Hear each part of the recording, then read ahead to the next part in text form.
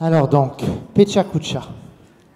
On a un petit peu de retard, mais je vous promets que si vous regardez dans ce qu'on appelle au Québec la cocarde, qui est un truc en France, je ne sais pas comment vous appelez ça, j'oublie le nom, mais c'est pas cocarde, c'est certain. Un porte-nom peut-être.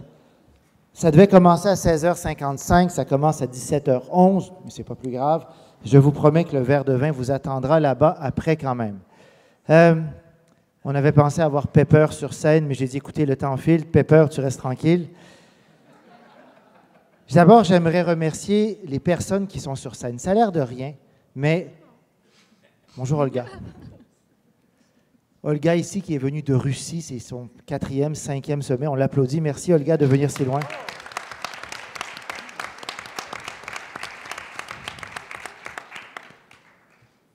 Le merci, c'était pour toi, Olga. Non, je blague. Hein? C'était pour les participants. Ça a l'air de rien, 20 diapos, 20 secondes par diapo, mais je vous promets là, qu'ils ont travaillé très, très fort. Et il y en a même 2 dans ça qui ont décidé d'aller plus loin. Il a fallu que je parle à Maud au téléphone parce que j'ai dit, je ne comprends pas votre histoire. Puis, comme je roulais à 450 courriels par jour, là, c'était sûr que là, il fallait que je comprenne rapidement. On s'est parlé, j'ai compris, j'ai dit, wow, OK, c'est votre choix. Et donc, j'en dis pas plus. J'en dis pas plus, c'est à leurs risques et périls. J'ai dit, bon, je ne les mettrai pas les premiers si jamais la salle se vide après. Je ne les mettrai pas les derniers non plus pour que les gens finissent sur une note positive. J'ai dit, je vais les mettre entre les deux. Si c'est bon, je prendrai le mérite. Si c'est moins bon, ben tant pis. Pechakucha, j'ai quelqu'un qui travaille dans mon équipe qui s'appelle Bongsu, qui parle japonais. Il m'a confirmé que ça voulait dire bavardage en japonais, presque commérage. Alors, c'est le sens littéraire de Pechakucha en japonais. Donc, merci à toutes et à tous. Ceux qui ne connaissent pas la formule, 20 images, 20 diapos, 20 secondes. Merci à Federico derrière. Si vous voyez quelqu'un contre le mur, là, il s'appelle Federico Bellini. Il est venu d'Italie pour travailler en cinéma au Québec. Nous, au Québec, on va en Italie pour voir le cinéma. Puis bon, vous voyez, des fois, on a un peu de tout. Je présente, c'est lui qui a fait tous les montages après à partir de leur PowerPoint. Je présente ici l'ordre des présentations. Est-ce qu'il manque quelqu'un?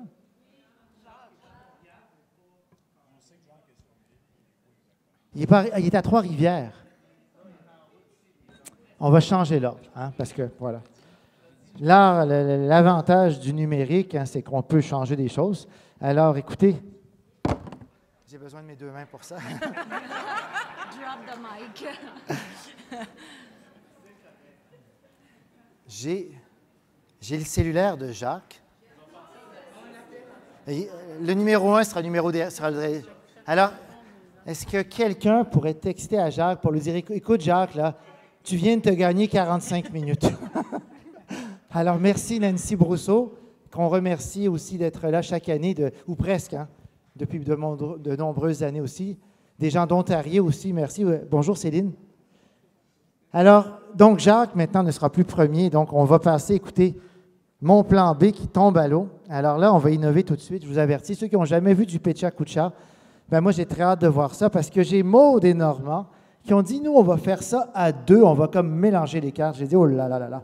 Et donc, sans plus tarder, je vais leur donner chacun un micro. Donc, il y aura un micro principal, c'est Normand qui va le distribuer aux autres après, et le micro de Maud, on pourra l'éteindre par la suite. Je vous cède donc la parole.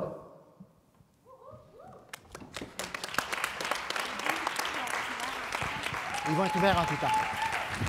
Alors, écoutez, moi j'ai mon lavalier qui est le petit micro-cravate. Je vous suggère, je sais qu'au niveau de la scène, c'est un petit peu embêtant. Vous pouvez vous tourner en demi-lune ou être de dos à eux, vous décidez. Mais on a Maude et Normand qui vont débuter dans quelques instants. Alors donc, sans plus tarder, c'est parti.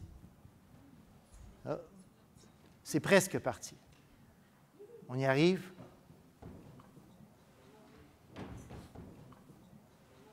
Donc, pendant que ça défile, on nous fait un mot de l'histoire du numérique. La question est posée, Maude.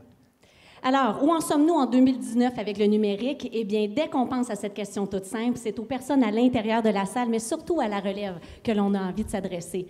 Pourquoi? Parce que le fin mot de l'histoire avec le numérique, allons-nous le connaître? On ne le sait pas.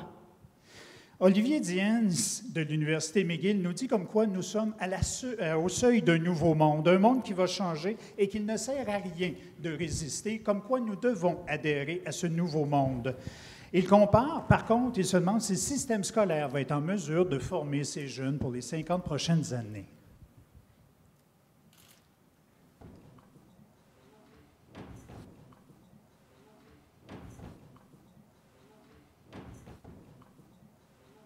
Une pause, si vous me permettez. On va simplement attendre que le propos reprenne. Alors, Olivier Dien, se disait-tu, parlait justement de la terreur et du sublime. Et on pense que peu importe le rôle que l'on choisit dans nos écoles, que l'on soit directeur, que l'on soit enseignant, c'est sûr et certain qu'on devrait prendre le parti de s'investir auprès de la relève. Quand on décide de s'investir auprès de la relève, c'est sûr et certain qu'on est témoin de la terreur et du sublime. Les jeunes enseignants ont envie de vivre le sublime en pédagogie, mais c'est sûr et certain qu'ils sont imputables si jamais ça ne fonctionne pas bien. Tout le monde ne partage pas, par contre, le sublime d'Olivier Dien vers ce nouveau monde. Même que l'OCDE a publié en 2015 un rapport qui disait comme quoi les écoles qui ont investi dans le numérique, c'est pas là où les élèves réussissent le mieux. Par contre, si on pousse un petit peu plus loin notre lecture, on se rend compte que ces enseignants-là et ces écoles-là n'avaient pas été accompagnés. Intégrer le numérique de façon judicieuse, ça peut être très problématique. À ce titre, les enseignants que l'on accompagne, on leur demande de considérer 3 questions quand vient le temps d'intégrer un outil numérique. Est-ce qu'il vous permet d'enrichir l'expérience pédagogique des élèves, de réaliser des tâches complexes et également de les engager dans des apprentissages qui seront actifs? On peut regarder les résultats de John Hattie. Oui, je vous entends, ils sont contestables. Et ce qu'il a fait sur le numérique, c'est trop loin dans le temps. Par contre, dès 2009, il a établi que le numérique aidait à soutenir les compétences du 21e siècle, qui sont, entre autres, la collaboration. On peut être contre, on peut relever, remettre en cause toutes les observations de John Hattie. Toutefois, prenons le temps de considérer les 2 principes de base du visible learning. When teachers see learning through the eyes of their students, and when students see themselves as their own teacher. Et si on apprenait aux élèves à devenir de plus responsables dans leurs apprentissages? Ce n'est pas tout le monde qui est en faveur du numérique à l'école. Il y a même des mouvements contre le numérique, avec des livres avec des titres aussi évocateurs que Le désastre de l'école numérique. Ce phénomène-là, il se partage sur les réseaux sociaux. Il faut faire attention, il faut comprendre. Oui, il y a des peurs, mais il faut être en mesure de négocier avec ces peurs. Les recherches en numérique se multiplient quant à ce qui se passe en intégration du numérique dans les classes. Toutefois, c'est sûr et certain qu'on doit apprendre à séparer les bonnes informations des fausses. Une des premières compétences qu'on devrait donc chercher à développer dans la relève, c'est l'esprit critique. Pourquoi? Parce qu'on le voit bien sur l'image. Il n'y a pas qu'une seule bonne façon de penser.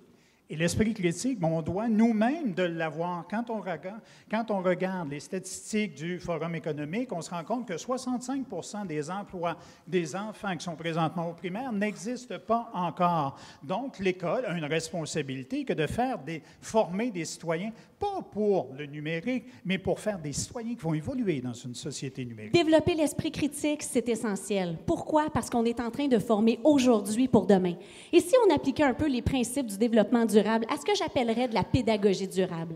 Et si on développait aujourd'hui, en fonction des besoins pédagogiques d'aujourd'hui, sans négliger les compétences futures dont auront besoin les autres générations? Est-ce que c'est vrai qu'on n'a pas de données probantes sur l'intégration du numérique à l'école? Non, c'est pas vrai. Une série de titres qui devaient défiler, qui ne défilent pas présentement, un par-dessus les autres, viennent à l'appui de mon propos pour dire qu'il y a tout plein de belles expériences qui se vivent dans les écoles et il y a de la recherche en arrière. Des données probantes, il y en a une tonne qui existent. Et c'est justement ça la difficulté, d'arriver sur les réseaux sociaux à distinguer l'ivraie du bon grain.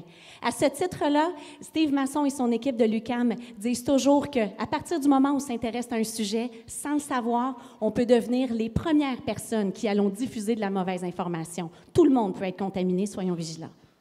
Est-ce que l'expertise a si peu de valeur? Non, je ne penserais pas. L'expertise, souvent, elle se traduit par de la recherche, par de la contamination. On regarde de plus en plus dans nos écoles, qu'est-ce qu'on voit? Des cercles pédagogiques, des communautés d'apprentissage professionnel. On se rend donc compte que les lieux de recherche s'alimentent aussi de ces expertises dans les écoles. Se tenir au courant de la recherche, c'est absolument important. Pourquoi? Parce que ça nous évite de tomber dans des labyrinthes pédagogiques et de tomber dans ce qu'on appelle l'effet wow.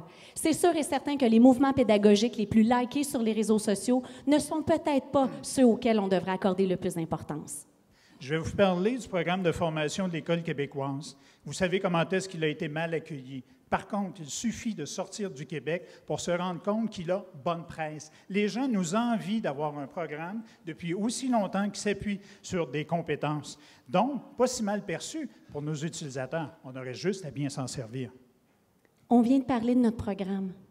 Et si on prenait un moment pour retourner à la base? Et si on prenait un moment pour s'arrêter et se poser la question, est-ce qu'on peut faire mieux ce que l'on fait déjà bien? On pourrait peut-être y réfléchir. On peut y réfléchir. On regarde tous les programmes qui sont là, donc les compétences numériques, que ce soit celles de l'UNESCO, P21, ISTE. On est rendu avec un cadre de référence numérique depuis cet après-midi au Québec. Donc, il pose en principe, toutes ces personnes qui ont fait des cadres, que le numérique est bon pour les élèves et pour l'école et pour l'apprentissage. Avec des nouvelles responsabilités, des nouvelles compétences professionnelles, c'est sûr et certain que le présent dans ma salle de classe, je dois désormais apprendre à le conjuguer au futur. Je dois me préparer pour demain. Quel sera le geste que je vais poser demain dans ma classe, dans ma pratique, pour m'assurer de poursuivre ma formation de développement professionnel continu? Poursuivre ta formation, Maude, en développement professionnel, mais pour être en mesure aussi de faire en sorte que nos élèves apprennent mieux. La recherche nous aide. On pense simplement à toutes les compétences sur le fonctionnement cognitif du cerveau. On est en mesure de voir comment le jeune apprend. Et quand on lui montre comment est-ce qu'il apprend, les apprentissages sont plus efficaces. Apprendre à apprendre, apprendre à tomber, à se relever, même quand tout ne démarre pas comme il faut. Ce sont des apprentissages que l'on souhaite voir acquérir avec nos élèves. Mais avant de tenir ce discours-là en classe, est-ce qu'on s'assure d'avoir des bases solides appuyées par la recherche pour éviter la propagation? Des bases solides, oui. Une belle citation ici de Philippe Mérieux qui dit « On ne prend pas pour l'esprit les mêmes égards que pour les pieds. » Ça fait mal. Votre enfant a 6 ans, vous allez à la boutique de chaussures, première chose qu'on fait, on mesure ses pieds. Quand il a 6 ans, qu'il arrive à l'école, est-ce qu'on mesure ses compétences? Est-ce qu'on mesure son intellect? Non, on le classe en première année. La pédagogie est un sport de combat. Une deuxième citation de Mérieux qui me fait chaque fois sourire. Mais elle est là non seulement pour rappeler à l'audience, mais pour nous rappeler à nous-mêmes qu'aucun enfant n'a le droit à l'exclusion, aucun enfant n'a le droit à l'échec, mais que surtout l'éducation est là pour une chose, développer le plaisir d'apprendre et le pouvoir d'agir. The role of the teacher is to create the condition for invention rather than provide ready-made knowledge. Excusez mon accent. L'université développe-t-elle des compétences de leadership pour nos futurs enseignants? Est-ce que nous formons des enseignants pour l'école du 21e siècle? On est en droit de se poser la question. Le rôle de l'enseignant, le rôle de la direction, le rôle de la conseillance pédagogique, pardonnez-moi, mais désormais, je considère que mon identité professionnelle se décline au pluriel. On me demande d'être un pédagogue, d'être un didacticien, d'être un leader, mais je pense que d'abord et avant tout, je dois apprendre à être une bonne personne qui est capable de communiquer. Pourquoi? Parce que c'est la base de la relation pédagogique à l'intérieur de la salle de classe. On parle de compétences de leadership. Est-ce que les universités forment à ce leadership? Comment est-ce que je me définis si je suis un leader? Est-ce que c'est ma posture professionnelle que je questionne? On est même rendu au Québec à avoir un sommet sur le développement professionnel. Bon signe. Ça fait réfléchir. Développement professionnel, posture. Quand on travaille avec des humains, quand on accompagne des humains, on est parfois découragé entre le fossé qui existe entre la théorie et la pratique. On a souvent envie de tout remettre en question. Mais il ne faut pas se décourager. Alors, si on a envie de le faire, je pense qu'il faut se retrousser les manches et aller chercher un coup de main. Si on dit que l'université ne forme pas les enseignants pour l'école d'aujourd'hui, alors il devient de plus en plus important de parler de formation continue, donc de formation tout au long de sa carrière. La question fondamentale qu'on doit se poser, quel est ce prof du 21e siècle que nous voulons? Et à partir du moment où on parle de formation continue, nécessairement, on parle de rétroaction. Les enseignants, on est bons pour donner de la rétroaction, mais en recevoir, c'est une autre paire de manches. Or, si on lit les plus récentes recherches, on va se rendre compte que de recevoir de la rétroaction de la part de nos élèves, c'est une partie importante du processus de réussite scolaire. Pourquoi? Parce que ça va nous permettre de faire mieux ce que l'on fait déjà bien et de revoir nos actions pédagogiques. La posture professionnelle, avec l'avènement du numérique, dépasse les murs de la classe. Il n'y a plus de frontières. Ça dépasse les murs de l'école. Donc, au moment d'embaucher du nouveau personnel, soyez certains que vos employeurs, qu'est-ce qu'ils font? Ils regardent vos traces, ils regardent votre identité. Quelles sont vos prises de position? Qui êtes-vous? Êtes-vous prêt à l'assumer? Les murs de la classe tombent, certes, c'est vrai, Mais au fur et à mesure que les murs de la classe tombent, des fenêtres vont commencer à s'ouvrir. Et ces fenêtres-là, qu'est-ce qu'elles nous donnent? Elles nous font percevoir de nouvelles identités. On a une identité professionnelle, on a une identité personnelle. Mais à ce moment-là, les deux mondes peuvent venir à se rencontrer. Ce monde, il évolue. Il est parti de ce primate jusqu'à un humain qui est rendu maintenant numérique. Nous laissons des traces un peu partout. Probablement que certains parmi vous, avant de venir au Pechakucha, ont fait le tour des réseaux sociaux pour savoir qui sont ces êtres bizarres qui ont osé faire des Pechakucha au sommet. En salle de classe, c'est pas nouveau. Même avec des élèves les plus jeunes, on doit accepter une chose, que les parents et les élèves nous googlent avant même qu'ils aient mis les pieds dans notre salle de classe. Alors, quand j'accueillais des stagiaires, la première question que je leur posais, c'était la suivante. Es-tu à l'aise avec les traces numériques que tu as faites? Et la deuxième était celle-ci. Quand des parents et des élèves vont te demander d'être ton ami sur Facebook, quelle ligne professionnelle traceras-tu?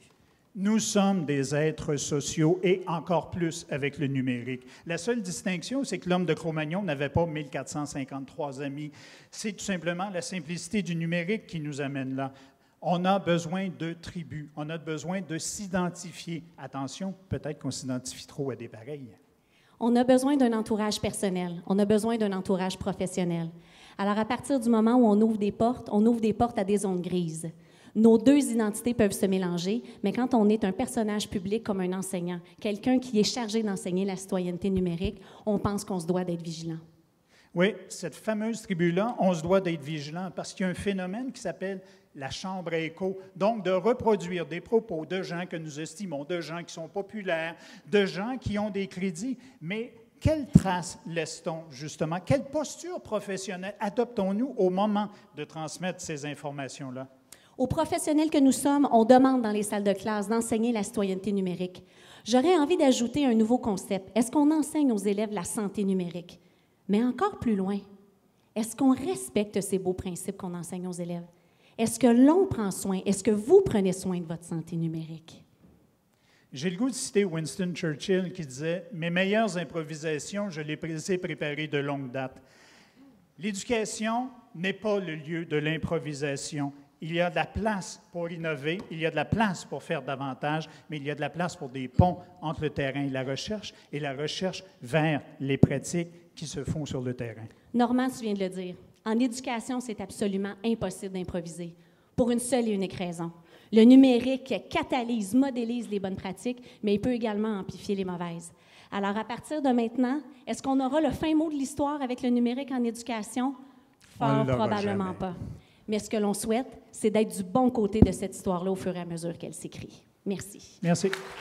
Wow.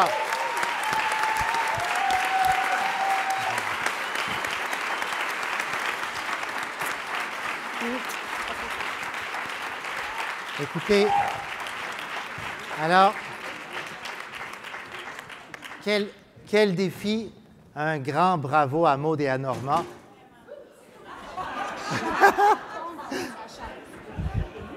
Bienvenue parmi nous, Jacques. Jacques était pressé de repartir. On va tous se tasser de quelques centimètres à gauche pour ne pas que Jacques retombe. Écoutez, merci, bravo encore à Normand et à Maude. Je m'excuse d'avoir douté, mais ça fait partie aussi des postures des fois. Je suis content, ils ont bien parlé du cadre de la compétence numérique. On parle de santé aussi dans ça, vous regarderez, première compétence. Merci encore et ça continue. Et là, c'est une surprise parce que tout le monde me dit, c'est qui le prochain? Là, ben, je me réserve ça pour moi, c'est Carl Parent. Voilà. Alors, Carl,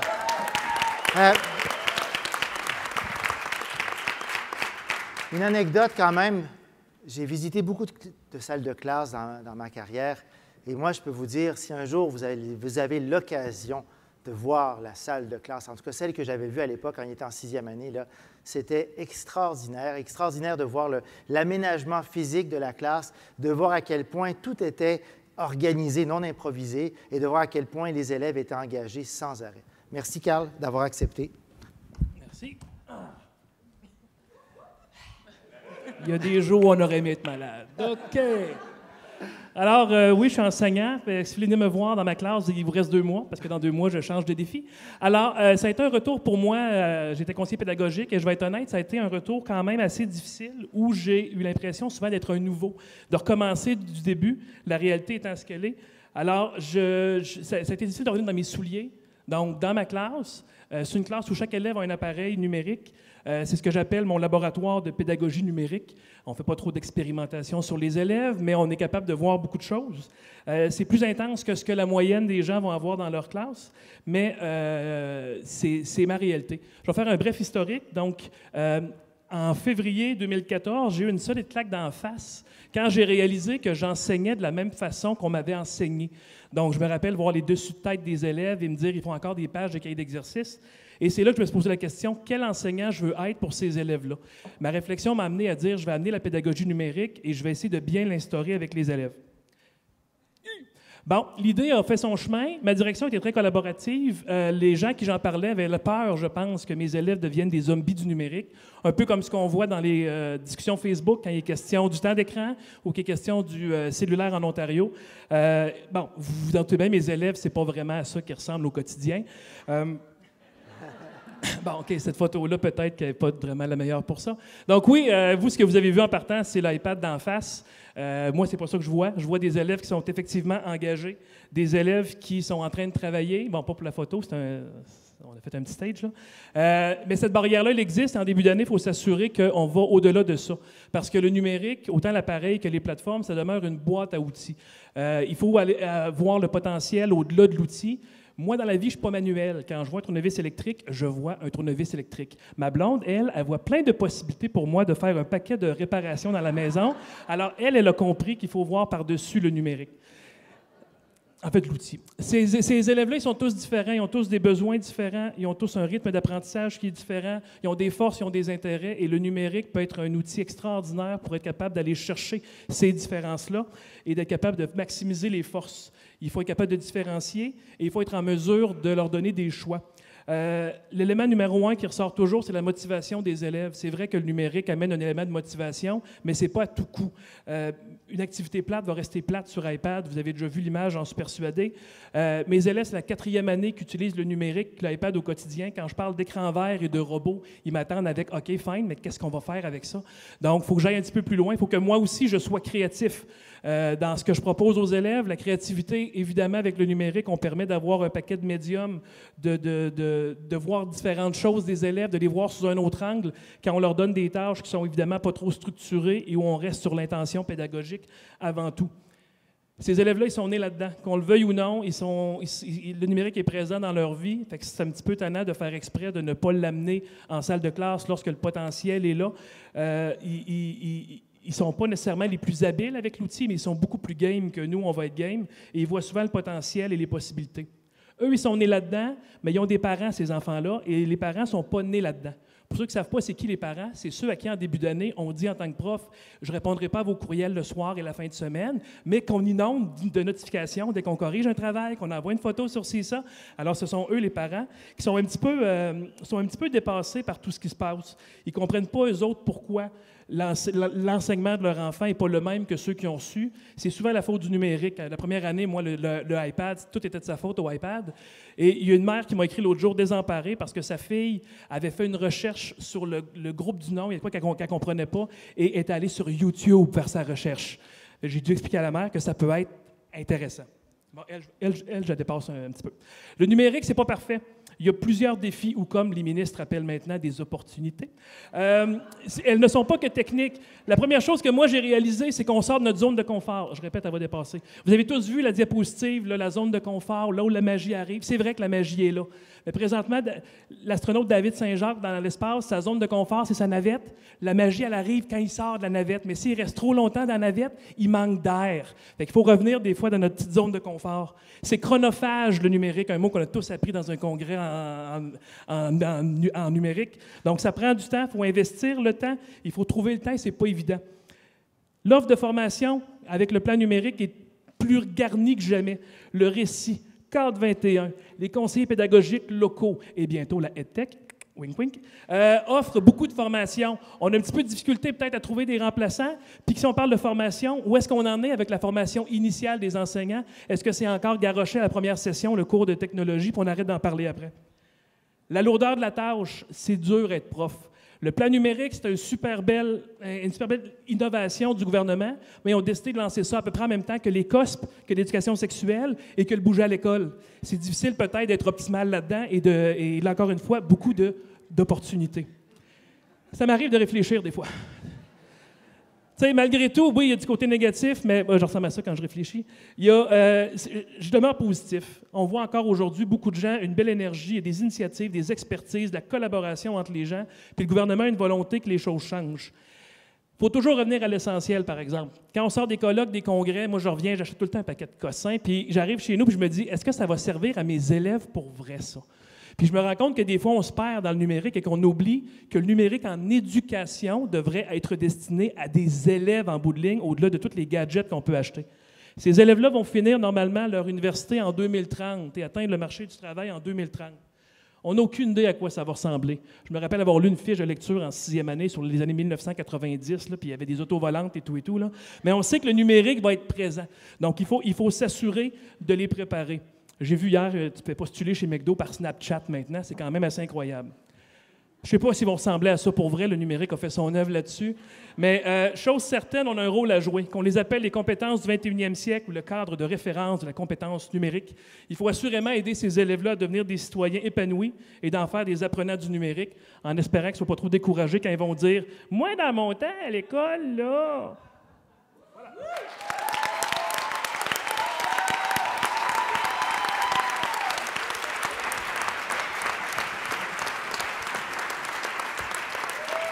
Bravo.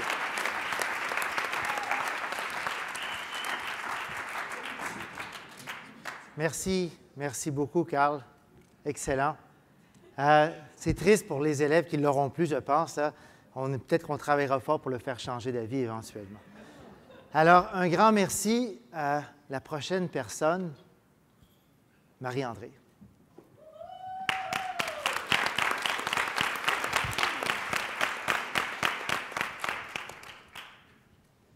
La parole est à toi. Merci.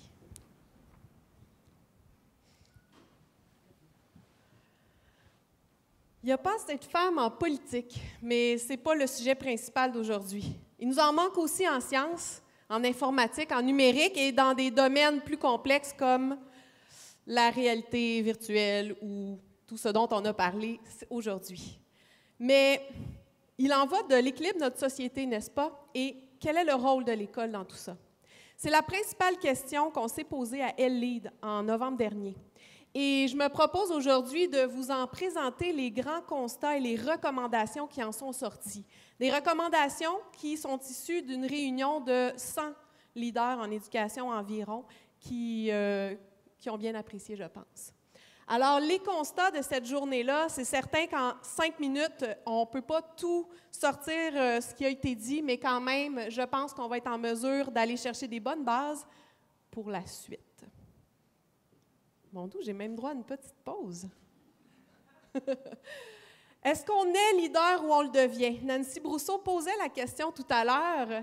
Eh bien oui, ce qu'on s'est dit cette journée-là, et ce que d'ailleurs les recherches nous démontrent, c'est que ça se développe, le leadership. Ça se développe donc le leadership féminin. Alors, on a un rôle à jouer là-dedans.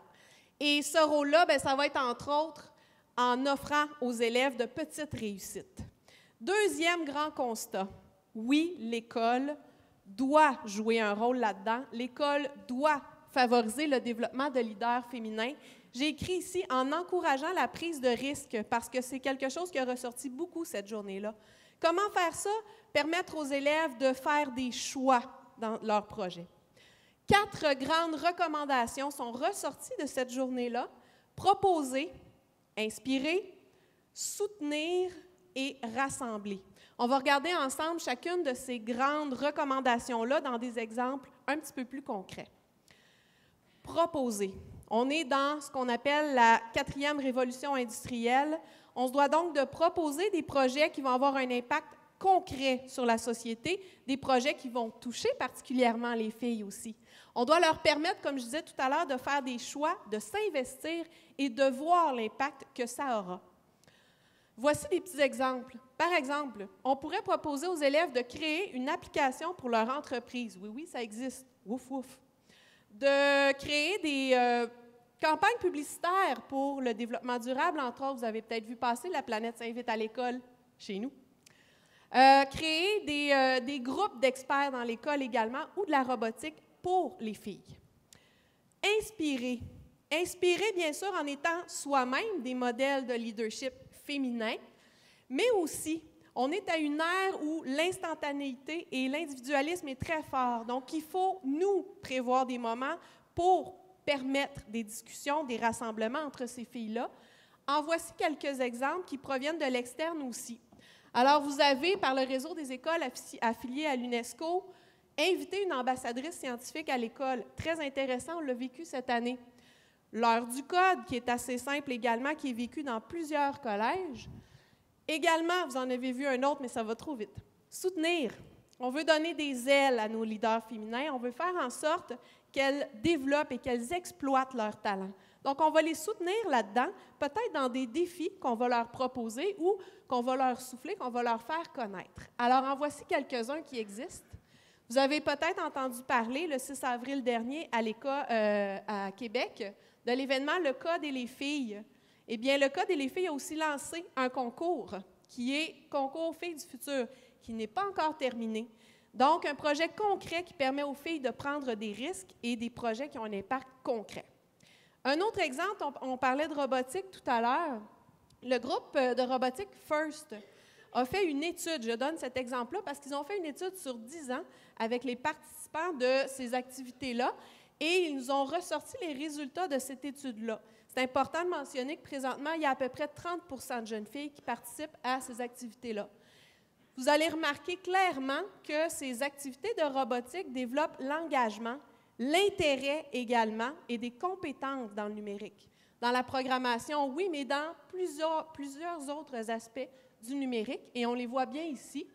Et qui dit intérêt, engagement, compétence, dit... Et c'est là que je prends une pause. Alors, c'est assez évident. On remarque ici, sur ces 10 années-là, qu'on augmente de 95 % la capacité de leadership des gens qui y participent parce que des projets concrets. La dernière recommandation, rassembler, c'est ce que nous avons fait lors de cet événement-là. On remarque souvent que quand on rassemble les filles ensemble, elles développent une plus grande confiance en elles-mêmes, elles osent davantage prendre des initiatives, faire des projets plus risqués. Alors, offrons-leur la chance de se rassembler. Si ce n'est pas dans notre milieu, ça peut être ailleurs aussi. Vous en avez quelques exemples ici. Un à Québec, on en a parlé tantôt. Un à Montréal également, qui a eu lieu il n'y a pas très longtemps, le 12 avril, Filles et Code. Mais aussi, il y a la Journée nationale des filles en programmation à travers le Canada. Et ensuite, c'est bien beau, on parle des écoles, on parle d'organismes qui organisent des choses pour les jeunes, mais on dit que c'est important de développer ce leadership-là, et puis ce n'est pas seulement dans les écoles, et on voit par ce fait-là que c'est très important de se pencher là-dessus maintenant. Alors, quelques petits exemples qui se font pour les adultes ou plus tard, entre autres les ingénieuses de l'ETS, qui font des petites activités comme ça pour promouvoir l'ingénierie chez les femmes. Le Nueva, vous irez voir, c'est vraiment intéressant. Women Who Code. Et le concours les filles en numérique, les femmes en numérique de L'Oréal. Donc, l'année dernière, on est arrivé à résumer notre définition du leadership féminin ainsi. Merci, Amy. Et on a aussi sorti quelques constats basés sur cette définition-là. Sur nos constats, sur nos recommandations, on se prépare maintenant pour le printemps prochain à Elle-Lead 2020, auquel on vous invitera bientôt.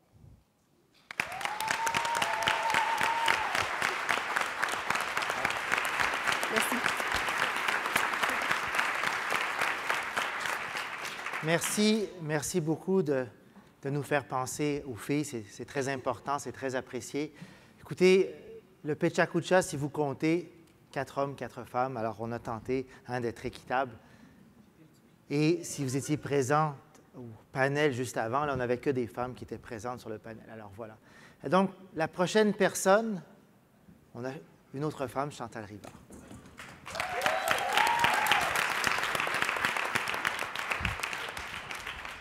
Alors, mon objectif, cette année encore, c'est de parler plus vite que Louis-José Hood.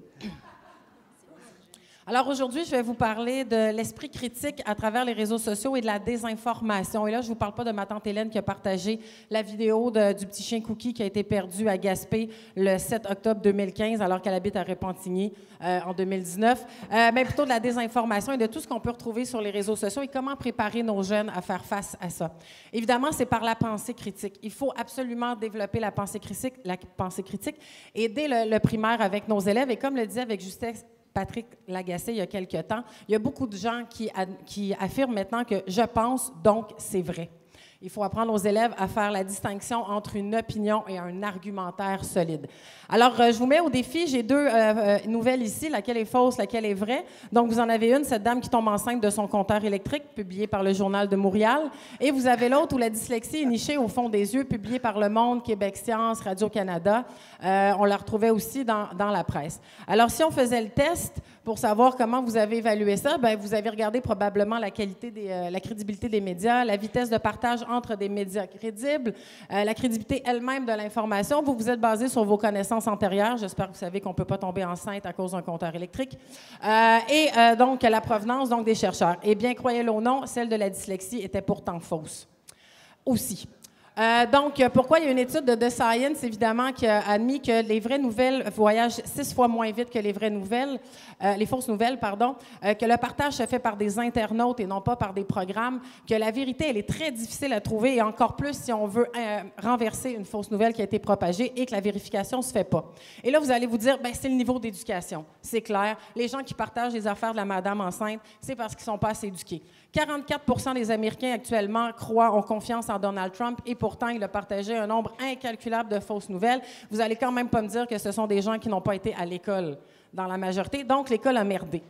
L'école a merdé et elle a merdé dans les 3 grandes révolutions. Donc, autant à l'écriture, l'imprimerie que le numérique. Elle a merdé parce qu'elle n'a pas préparé les citoyens à faire face aux rumeurs et au dépassement des fausses nouvelles. C'était le cas au Moyen Âge où la rumeur courait déjà et où on modifiait les informations pour déstabiliser le pouvoir, et ce l'est encore aujourd'hui. La différence, c'est qu'au Moyen Âge, ça prenait 30 km par jour une nouvelle pour se répandre. Aujourd'hui, en l'espace de quelques secondes, ça a fait le tour de la planète. Mais déjà, la rumeur servait à déstabiliser le pouvoir, déstabiliser l'Église. On se servait du peuple pour répandre la rumeur, et c'est encore vrai aujourd'hui. D'ailleurs, le gouvernement canadien met en garde les Canadiens aux prochaines élections contre des invasions russes. Comment éduquer nos élèves face aux fausses nouvelles? C'est terrorisant quand on regarde le nombre de gens qui refusent de faire vacciner leurs enfants, tout ça basé sur des fausses nouvelles, ou qu'on regarde, et vous ferez le test, il y a de plus en plus de gens qui sont convaincus que la Terre est plate. Moment de pause pour le deuil. Il faut donc développer la pensée critique. On a 29 000 gigs de nouvelles informations par seconde qui circulent sur les réseaux sociaux. Pensez-y, c'est hallucinant.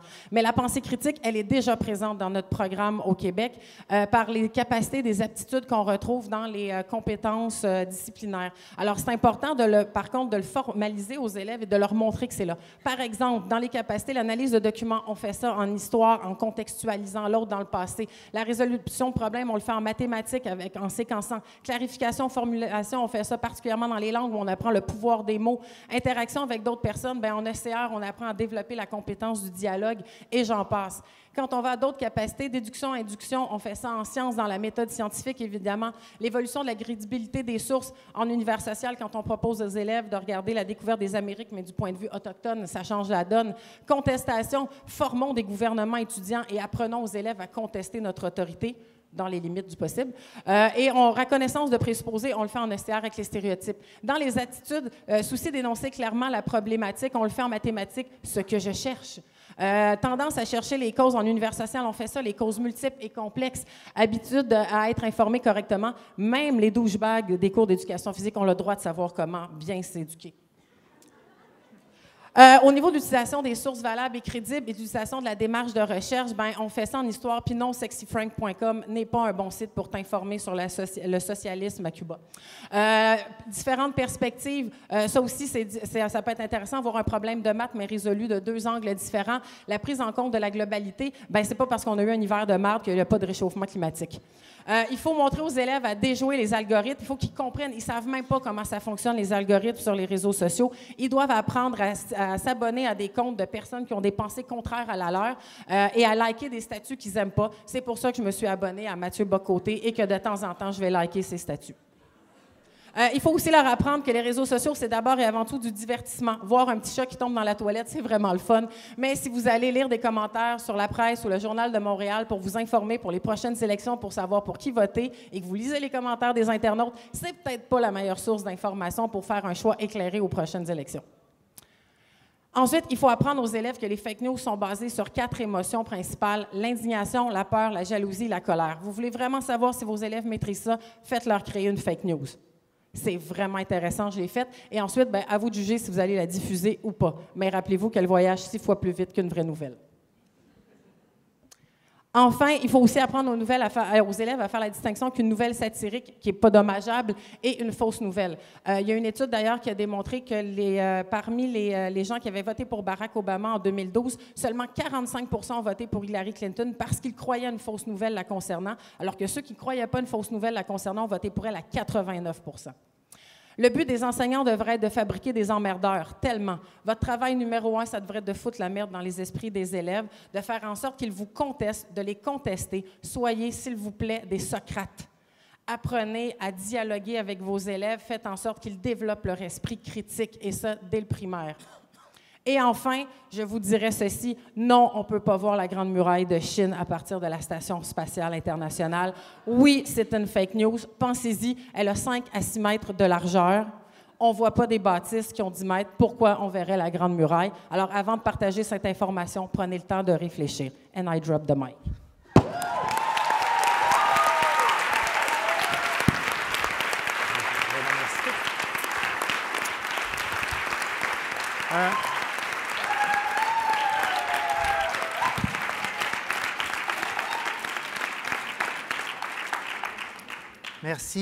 Merci beaucoup. Je serais curieux de savoir ton template, là. C'est quoi? C'est Book Creator, cette affaire-là? Non, c'est Geniali. Geniali, OK. J'étais curieux, parce que Book Creator, on voyait, il y a le mode super-héros un peu, mais vraiment, encore une fois, écoutez, un Pecha-Kucha, c'est ça, c'est quelque chose d'intense. On voit le défilement d'informations. Et là, je me suis dit, je ne peux pas résister à l'idée de faire des liens avec quelques présentations. Elle parlait des fausses nouvelles dans la presse. Ceux qui ont assisté à la conférence de presse tout à l'heure, lisez la presse. Dans la presse, maintenant, on dit que le ministre ouvre la porte aux jeux vidéo dans les écoles. Mais allô? Hein? Mais bon, en tout cas. Et pour vous dire que ce que Carl nous a dit il y a quelques secondes sur l'idée de poser sa candidature par un snap dans les McDo, il y a quelques semaines, mon équipe était un peu... Pourquoi ils m'ont enlevé le... OK, ça vient. Phew. Il ne faut pas m'enlever la connexion. Merci, je contrôle. J'ai emprunté dans un McDo le carton de candidature quand j'essayais de commander un latte avec un jeune homme qui ne comprenait pas beaucoup. Après ça, quand j'ai vu ça, je dis OK, tu n'as même plus besoin de faire un CV. C'est la vérité de ce que Carl nous dit. Tu poses ta candidature avec un snap directement et tu peux être embauché au McDo après. Alors voilà. Donc, à vos risques et périls. Mais voilà. Merci infiniment, Chantal. Il nous reste encore, je pourrais dire 2 présentations, mais c'est faux parce qu'on a Jacques qu'on n'oubliera pas, qu'on a mis à la fin. Et donc, le prochain, c'est Benoît Petit. Benoît qui en est... Merci.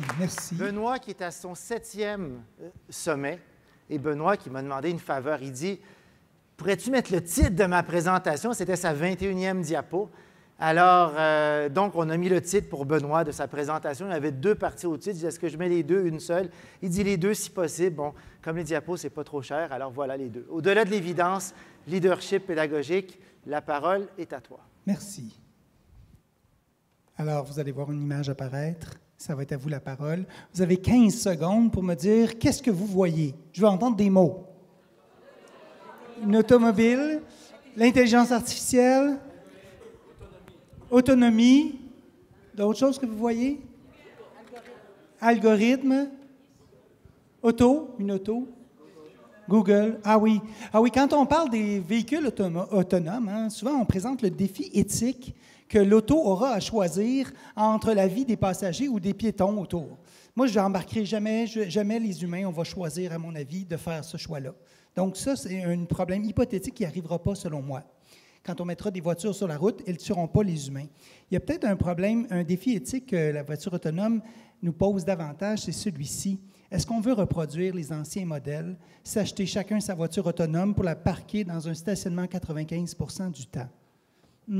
Est-ce que c'est vraiment ça qu'on veut?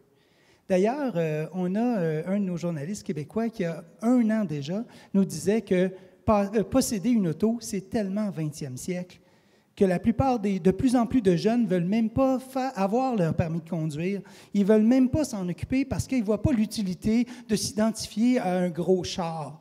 Non, ce qu'ils veulent, eux, c'est être autonomes, vraiment autonomes. Et ce que vous avez vu tout à l'heure, hein, tout le monde, ce que vous m'avez nommé, c'est la voiture autonome qui pourrait avoir le potentiel de nous rendre davantage autonomes. Mais la plupart d'entre nous, ce qu'on a vu, c'est l'automobile. Est-ce qu'on a vu au-delà de l'automobile? Qu'est-ce qu'il y a au-delà de l'automobile? Il y a un autobus. Moi, je trouve que l'avenir, c'est l'autobus autonome, bien plus que l'auto autonome. Parce que là-dedans, il y a le potentiel de nous transporter tout le monde et de réduire collectivement notre empreinte écologique de façon magistrale. Et on a la possibilité de le faire. C'est juste notre façon de voir qu'on a besoin de regarder autrement pour voir le potentiel différemment. Vous allez me dire, c'est quoi le rapport avec le leadership pédago-numérique? Eh bien, Thierry, dans sa classe, il y a plein de technologies. Il est un leader dans son école, mais dans son école, lui, peut-être que des fois, il y a de la difficulté parce que dans son école, il y a des résistants. Des gens là, qui ne veulent pas, qui ont l'impression qu'ils veulent vivre dans l'autre époque, comme au temps de la guerre, qui voulaient résister, c'était positif dans le temps. Là. Mais aujourd'hui, les résistants, on les voit souvent négativement. Hein? On voit comme des gens qui ne veulent pas avancer, qui restent en arrière. Et on a tendance à porter des jugements de valeur, à dire qu'ils devraient faire autre chose. Mais en réalité, quand on parle avec Steve Masson en neuroéducation, il nous rappelle que le cerveau, hein, c'est comme l'allégorie de la forêt. Dans notre cerveau, dans le fond, on trace des sentiers. Puis les sentiers qu'on emprunte souvent, bien, ils finissent par devenir nos habitudes, puis on est bien, puis on est confortable dans ces sentiers-là. Et ce qui fait que ça devient parfois même des autoroutes. Ça nous empêche parfois de voir d'autres sentiers qui sont peut-être cachés, ou qui sont barrés, ou qui sont inaccessibles, ou qu'on ne veut pas trop voir pour toutes sortes de raisons. Dans le fond, notre cerveau, c'est un peu comme ça qui fonctionne. Hein? On est bien dans notre route, donc voir d'autres choses, des fois, ce n'est pas toujours évident. Même ou encore, des fois, c'est parce que les autres sentiers qui sont autour de nous, ils nous paraissent trop difficiles à franchir. Puis on ne voit pas au bout du sentier, on ne sait pas ce qu'il va y avoir. Donc, on se dit, je vais-tu faire tout ça pour ça?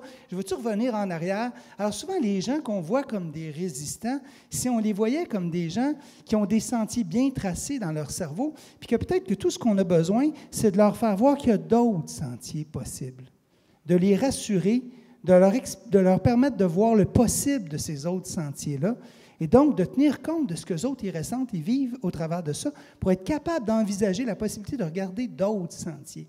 D'ailleurs, j'ai une enseignante qui a une couple d'années, Mance, qui m'écrit, qui me dit « Benoît, pourrais-tu venir dans ma classe?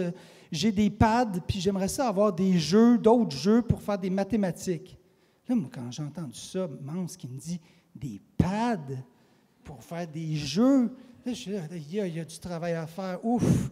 Alors, j'ai dit, OK, je vais aller voir Mance. J'arrive dans sa classe, et là, je regarde son iPad, mais il n'y avait pas juste son iPad, il y avait un TNI, il y avait des ordinateurs. Elle me dit, moi, je suis la seule dans l'école qui emprunte les 10 iPads souvent. Fait que là, je me dis, hey, Mance, dans le fond, elle les utilise, les technologies, pas mal plus que je pensais. Fait que là, je dis à Mance, je dis, OK, bien, ton iPad, peut-être que ce que tu pourrais faire, c'est que si tu utilises beaucoup de jeux, mais peut-être que tes élèves vont toujours vouloir refaire d'autres jeux, mais tu vas en manquer tout le temps. Peut-être qu'avec une ou deux petites applications qui permettent à tes élèves de créer, tu pourrais demander à tes élèves de créer des jeux, de s'amuser, donc travailler dans la ludification, mais de les mettre, eux, en production. Alors, avec 2 petites applications comme ça, Mance, elle me dit, OK, mais merci, c'est super, Benoît, j'en ai jusqu'à la fin de ma carrière. Là, je me demande, à la fin de ta carrière, Mance, elle dit, oui, je prends ma retraite cette année. Et là, moi, j'étais complètement déculotté. Mance, tu prends ta retraite cette année, mais là, toi, tu es encore là, tu me demandes de venir t'aider, tu veux t'évoluer, tu veux avancer, tu veux travailler, tu veux faire pour tes élèves le mieux. C'est toi qui utilises l'iPad dans ton école. Là, je me suis dit, dans le fond, le résistant, là, c'était moi. C'est pas elle. C'est moi qui avais de la misère à voir au-delà des évidences de ce que Mance me donnait au départ. J'attardais le mot « pad », je m'attardais sur le mot « jeu », au lieu de voir tout le potentiel qu'il y avait dans Mance. Parce que dans le fond, Mance, elle avait déjà l'ouverture, elle voyait déjà d'autres sentiers. J'avais juste besoin de lui proposer d'autres sentiers, puis elle était capable de les voir. Son cerveau était déjà bien plus ouvert. C'est le mien qui n'était pas ouvert. C'est moi qui voyais juste le sentier du centre et non pas les autres sentiers tout autour. Parce que dans le fond, Mance, c'est comme si je voyais juste l'auto et non pas l'autobus dans la classe de Mance. Je n'arrivais pas à voir au-delà de l'évidence de ce qu'il y avait dans sa classe. Ça me sautait aux yeux, j'avais de la difficulté à aller au-delà de ça. Donc, exercer un leadership, pour moi, ça veut dire d'être capable de voir au-delà de ce qui est évident. Puis, dans le fond, la vraie leader pédago numérique, c'est Mance. Parce que Mance, dans son milieu, c'est elle qui fait les changements, des petits changements au fur et à mesure, au jour le jour. Puis elle a des bien plus grandes chances que moi d'avoir un impact sur toute son équipe école parce que les gens, ils la connaissent, elle n'est pas menaçante. Merci. Merci. Merci beaucoup.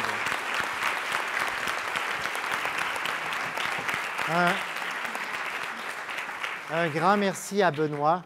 C'est pas le seul, son 7e sommet. Il y a plein de personnes qui ont tweeté. Moi aussi, c'est mon 7e. Alors, il n'était pas tout seul au premier sommet. On était ici, on était dans le sous-sol, on avait réservé une salle pour 50. Et après ça, une salle pour 200. Puis après ça, 500, c'était le maximum qu'on avait parce qu'il n'y avait plus d'autres salles. Là, maintenant, on a l'hôtel au complet, puis on a battu un record ce matin. Alors, merci à vous. Prochaine personne qui présente. Ah, là, il y a un petit problème. Non, c'est... Prochaine personne qui présente, elle est responsable de la radio étudiante. Les filles sont probablement parties à cette heure-ci, je pense, parce que 5 heures pour des élèves de 5e secondaire qui ont des examens dans peu de temps. Ah, sont là encore. Écoutez, les filles, êtes-vous là? Alors, bravo aux filles, bravo à Marie-Claude aussi pour ça. Et je vous invite à passer au kiosque pour féliciter les filles qui prennent 2 jours de leur temps pour faire des entrevues avec tout le monde. Alors, Marie-Claude Gauthier. J'espère que la vidéo fonctionnera. Sinon, on prendra une pause de 20 secondes. Manifeste pour un humanisme numérique. Regardez mon élève, il s'appelle Marianne. Marianne veut toujours écouter de la musique dans la classe. Je ne sais pas si vous êtes pris avec ça, vous aussi. Du bruit, du bruit, du bruit. Un jour, je lui ai dit, branche-toi donc sur ton roman. Il a pris son fil, il l'a mis dans ses pages et il s'est mis à lire dans le silence. Ça m'amène à une réflexion. On ne l'entendra peut-être pas. Ben non, on ne l'entend pas. Je vais tenter quelque chose. C'est tellement mieux d'être 2 heures enfermé devant un livre. Qui a dit que les jeux vidéo, c'est plus mauvais? C'est une maman qui nous demande est-ce que les jeux vidéo, c'est plus mauvais que la littérature? Tantôt, j'ai jasé 25 minutes avec Sean Young de Classcraft, puis il m'a fait changer d'idée parce que d'emblée, j'aurais dit oh my God, les jeux vidéo, non, non, non. Évidemment, on peut développer plein de compétences avec les jeux vidéo. Mais ce que je viens de vous dire en tant que prof de français aujourd'hui, c'est qu'il est peut-être temps qu'on serve encore plus de la littérature pour développer des comportements de citoyens numériques et humaniser nos élèves. Nos élèves qui sont pris dans le bruit, qui sont constamment sollicités. Donc, la lecture pour rendre la vie plus sérieuse, moins violente, moins vaniteuse, mais aussi pour laisser un espace à la pensée. C'est ce que je trouve qui manque le plus à mes élèves en ce moment. Penser, prendre du temps pour réfléchir. Réfléchir à tout ce qui se passe sur les réseaux sociaux en ce moment, parce qu'ils ont une espèce de forme d'inconscience qui n'a plus de bon sens. Et en plus, quand on les regarde dans des petits ateliers, je ne sais pas si vous avez essayé ça chez vous, d'un atelier sur la cyberintimidation, qu'est-ce qui se passe? Les élèves lèvent les yeux au ciel. Les élèves ont un petit sourire en coin parce que cyberintimidation, ça ne veut rien dire pour eux, malheureusement. Ceux qui s'intéressent à la cyberintimidation puis aux réseaux sociaux nous rappellent que notre rapport aux réseaux sociaux, c'est un peu le reflet de notre échec à faire de l'éducation un débat. On le voit, aujourd'hui, c'est un grand pas parce qu'il y a un nouveau cadre de référence, mais pendant longtemps, on a essayé d'interdire le tout. On met ça en dessous du tapis et on ne réfléchit pas aux impacts. Comment est-ce qu'on pourrait passer par la littérature pour peut-être réactiver ce débat-là? Utiliser des œuvres fortes, des œuvres classiques qui viennent toucher les élèves, mais pour les faire réfléchir à leur propre comportement sur les réseaux sociaux. Écoutez, si vous avez lu La vie devant soi, puis vous avez côtoyé la laideur de Mme Rosa, vous avez côtoyé Mme Lola, qui est une transgenre, des proxénètes, comme dit Momo, des pauvres, des pas beaux, vous pouvez juste développer votre empathie. Une empathie qui va vous permettre éventuellement de pouvoir regarder Safia Nolin en face. Pour ceux qui sont au Québec, hein, avec toute la polémique qu'il y a eu avec Safia Nolin, qui est une artiste extraordinaire, qui chante des chansons d'une telle beauté. Mais sur les réseaux sociaux, qu'est-ce qu'on voit? Hein? BS de Walmart, va te coucher, t'es trop laide, etc. Mais si on a côtoyé Momo puis Mme Rosa, on ne pensera jamais à dire ça. On peut aussi lire la haine dans la littérature. Il y a un livre de Euc de Patrick Isabelle qui commence comme ça. « J'ai vu la peur dans ses yeux. Alors j'ai tiré. » Ça commence comme ça. C'est un jeune du secondaire qui dit ça. Il dit ça pourquoi? Il dit ça à cause d'eux. Eux. Tous ceux qui l'ont traité de tapette, tous ceux qui ont murmuré des secrets, qui ont dit de la méchanceté, de l'hypocrisie.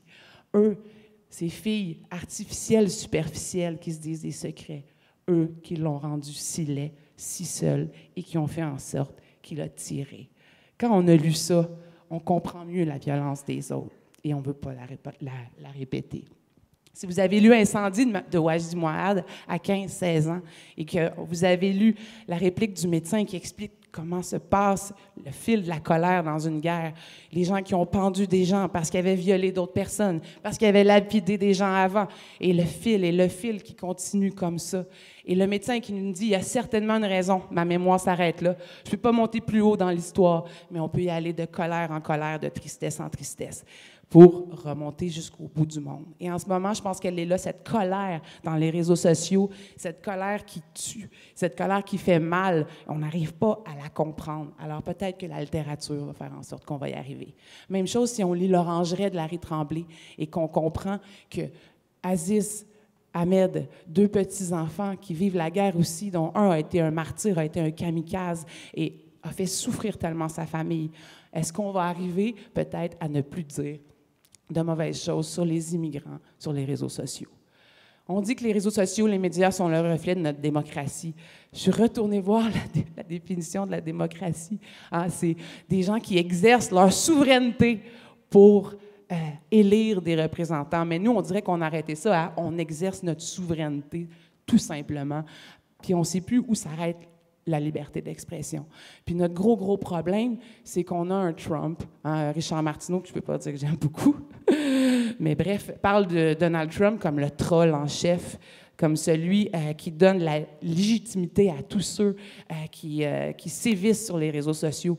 Un président, une des plus grandes puissances du monde, qui a inventé le concept même des fake news. Comment on fait pour convaincre des élèves de ne pas aller là, comme on parlait tout à l'heure, de ne pas continuer dans cette logique-là de mensonges et de propos gratuits? Bien, je me dis que retournons à nos bases. Faire lire 1984 à des jeunes en 2019, ça n'a jamais été autant d'actualité. Parce que leur expliquer pourquoi l'ignorance est la force, en leur faisant vivre du côté de Winston, dans sa quête, dans sa révolte, ils ne peuvent pas passer à côté. Alors, ils vont comprendre que, encore aujourd'hui, la mutabilité du passé, la révision de l'histoire, l'incitation à la haine, la propagande, la censure et la fermeture sur le monde, ça existe encore. Alors, pas besoin de leur faire de leçons, Pas besoin de leur dire que la cyberintimidation, c'est mal. Pas besoin de leur faire dire que les fake news, il faut faire attention. Le mieux, c'est de leur mettre un autre slogan dans la tête que la culture, c'est le pouvoir. La culture des mots, on doit nécessairement la cultiver pour que, enfin, ils soient libres de dire plus de beauté. Merci.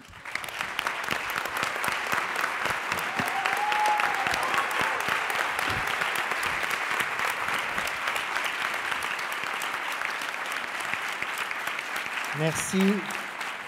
Merci beaucoup.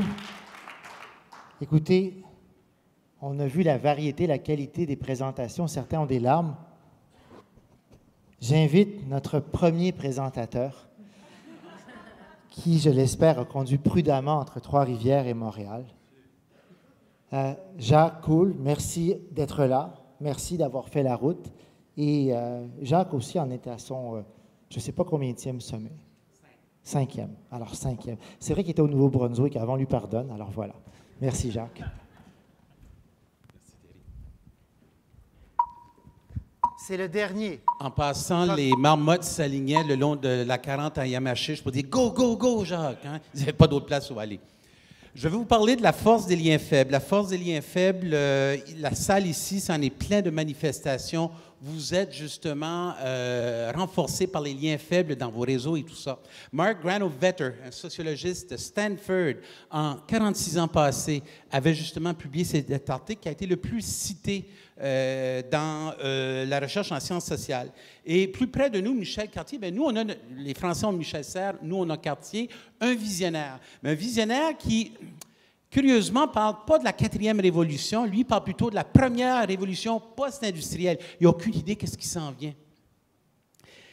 Carol Dweck, c'est une question de posture, avec tout aujourd'hui des postures individuelles, puis je pense même une posture québécoise avec ce qu'on a entendu au niveau du cadre de référence et son fameux barème de succès ou pas encore face aux défis, face à l'effort, à la critique et le succès des autres. Sir Ken, 57 193 063 vues, ça vous fait 11 903 visionnements par jour de Do Schools Kill Creativity, en effet. Bien, là, finalement, la créativité est sortie des studios d'artistes et ça nous interpelle tous dans nos organisations. Charles Fadel, l'arc-en-ciel P21 de Normand, qui parle de l'importance et non l'urgence d'actualiser les finalités. Et pour lui, quelles sont les choses qui ont appris? Il y en a 5, je n'ai pas le temps pour les nommer, mais je peux vous dire que les dichotomies en éducation, elles doivent être transcendées. La prise de conscience de l'adaptabilité, la créativité, c'est le temps de le faire. Robin Puentedura, le modèle Samer, pour lui, ce n'est pas une échelle à gravir, c'est un canevas. C'est un canevas avec comme base les intentions pédagogiques. D'ailleurs, ces méta-analyses en éducation démontrent bien que l'impact du numérique, bien, ça dépend du genre de tâches qu'on y fait avec. Ewan McIntosh, Notosh, qui, lui, permet d'accompagner les organisations créatives afin qu'elles dégagent ensemble des pistes et des stratégies, mais qui va à la source. Les 5 pourquoi, mais fait avec bienveillance. Pour lui, c'est rassembler, forger et bâtir des problem finders. Nancy et Normand, confiance, audacité. Vous êtes des idéateurs audacieux, vous êtes des humains authentiques et des bons amis. Il y a 4 ans, ici, la bière en bas, ma vie a basculé vers Montréal et je vous dis merci. Une équipe de rêve, ça c'est aussi surnommé Cool in the Gang, OK? Donc, la complémentarité entre les gens et la diversité tellement riche des compétences de chacun. C'est ce qu'on a dans nos organisations écales. Et on fait du travail sérieux, mais on ne se prend pas trop au sérieux bien souvent. Et vous, mon réseau d'apprentissage professionnel, hein, qu'on tisse tous ou qu'on cultive chacun, l'importance de bien l'entretenir et de la nourrir. Et c'est bien grâce à vous si je suis ici devant vous aujourd'hui. Mais c'est important que sur le réseau, on continue à faire du désherbage de temps en temps. Mes prédécesseurs ont bien situé la chose. Je l'avais tassé tout à l'heure, j'avais peur qu'il tombe dedans.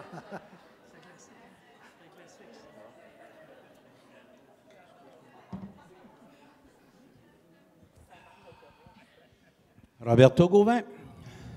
Il m'a dit un jour, Jacques, ça m'a pris 5 ans dans mon école avant d'atteindre ce seuil-là où l'école même, là, elle ne voulait plus reculer et revenir en arrière. Ça lui a pris 5 ans de persévérance avant que cette idée-là, cette idée folle qu'il avait, devienne réalité. Et devinez quoi? Claire 2020, bien, c'est l'école qui a décidé qu'elle allait en faire un autre. Mario, clin d'œil à notre ami Mario, plus de fenêtres et moins de murs, dit son blog. Bien, aujourd'hui, c'est vrai au sens figuré et littéraire. Hein? En 2004, quand j'ai vu son blog, j'ai dit « Oh my God, je ne suis pas seul ». Donc, idéateur, prends soin, Mario, le Québec a besoin de toi. Et ici, un disclaimer apolitique parce que j'ai été très impressionné quand j'ai vu les tweets au sujet du cadre de référence que j'ai partagé à l'AQPDE tout à l'heure devant une gang de direction d'école, 3 minutes après que ça avait été annoncé ici. Mais Sébastien, lui, je souligne le rassembleur, l'homme qui fait en sorte que, ben tiens, on a envie de se lancer dans le changement. Thierry, vulgarisateur. Tu élargis la surface d'intersection d'un diagramme de veine entre la pratique et la recherche. Faire et dire simplement, c'est compliqué. Et pour cela, je t'en remercie. Et vous, tous ces gens-là que je viens de nommer, votre impact, ça m'a permis de me façonner, de me guider, de m'inspirer pour devenir, à partir de bases solides, avec une posture d'ouverture, de se lancer et aussi de persévérance. On arrive, on tend vers le phare, mais tabarouette en éducation, le phare, il continue de reculer tout le temps. Tel est le monde qu'on vit dedans. Donc, les conditions réelles de changement, eh bien, on sait tous que sans vision, c'est de la confusion. Pas de compétences, ça génère de l'anxiété. Pas d'incitatif, il y a de la résistance. Manque de ressources, ça va être frustrant. Pas de plan d'action, c'est un faux départ. Charles Hadji a dit qu'en éducation, le succès d'une innovation se mesure d'abord et avant tout par le succès de l'élève.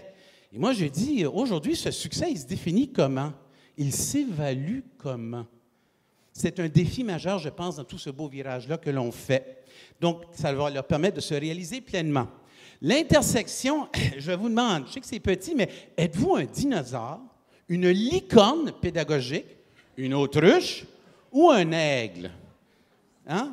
Comme Biz dit, à force de mettre des allumets ensemble, le feu va finir par pogner.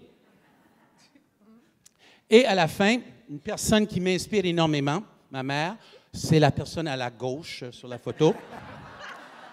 Une enseignante, femme engagée, apprenante à vie, je t'aime, maman.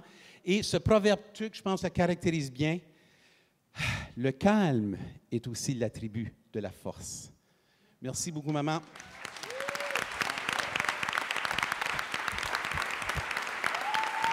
Vraiment, bravo, merci. Écoutez, on va les ramasser, ne stresse pas. Un grand merci à tous nos panélistes. Écoutez, on se lève, on les applaudit. Vraiment, merci infiniment.